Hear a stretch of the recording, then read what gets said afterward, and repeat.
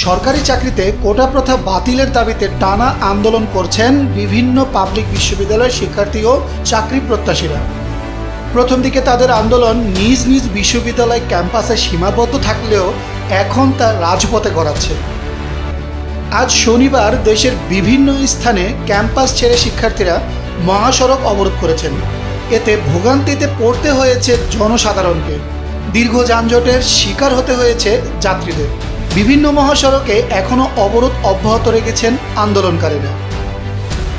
2018 সালে শিক্ষার্থীদের তুমুল আন্দোলনের মুখে কোটা প্রথা বাতিল করা হলেও সম্প্রতি হাইকোর্টের একটি রায়ে কোটা প্রথা বহাল অবস্থায় নতুন করে আন্দোলনে নামেন শিক্ষার্থীরা। 4 দফা দাবিতে তাদের আন্দোলন অব্যাহত রয়েছে। গত বৃহস্পতিবার সুপ্রিম কোর্টের বিষয়টি নিয়ে শুনানি হওয়ার কথা থাকলেও শেষ পর্যন্ত হয়নি। এতে শিক্ষার্থীরা রাজপথে তাদের দাবি আদায়ের ঘোষণা দেন। সেদিন নতুন কর্মসূচি ঘোষণা করে শাহবাগ থেকে সরে যান আন্দোলনরত শিক্ষার্থীরা।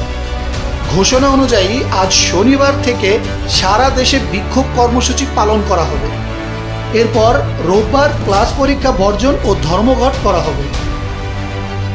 ঘোষণা অনুযায়ী আজ শনিবার সকাল থেকেই বিভিন্ন বিশ্ববিদ্যালয়ের শিক্ষার্থীরা বিক্ষোভ শুরু করেন।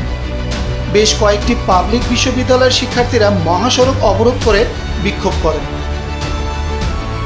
পুরান ঢাকার তাঁতীবাজার মোড়ে সড়ক অবরোধ করে অবস্থান নেন জগন্নাথ বিশ্ববিদ্যালয়ের শিক্ষার্থীরা।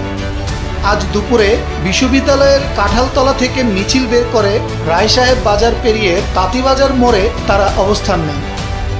পঞ্চম দিনের এই কোটা বিরোধী আন্দোলন ঢাকা বিশ্ববিদ্যালয়ের 1000-এরও বেশি শিক্ষার্থী অংশ নেন।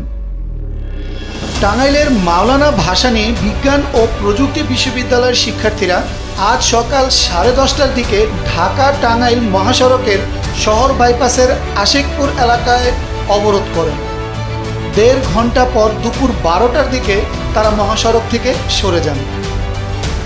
এদিকে কোটা সংস্কারের দাবিতে ঢাকা রংপুর মহাসড়ক অবরোধ করেন রংপুরের বেগম রোকেয়া বিশ্ববিদ্যালয়ের সাধারণ শিক্ষার্থীরা।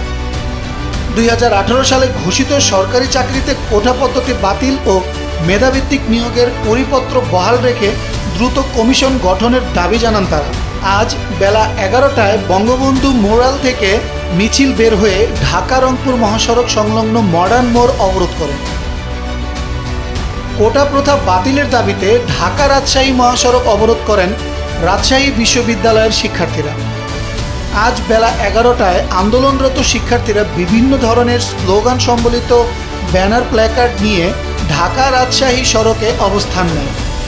এর আগে বিশ্ববিদ্যালয়ের ভেতর থেকে মিছিল নিয়ে গিয়ে শিক্ষার্থীরা প্রধান ফটকের সামনে ঢাকা রাজশাহী সড়কে অবরোধ করেন।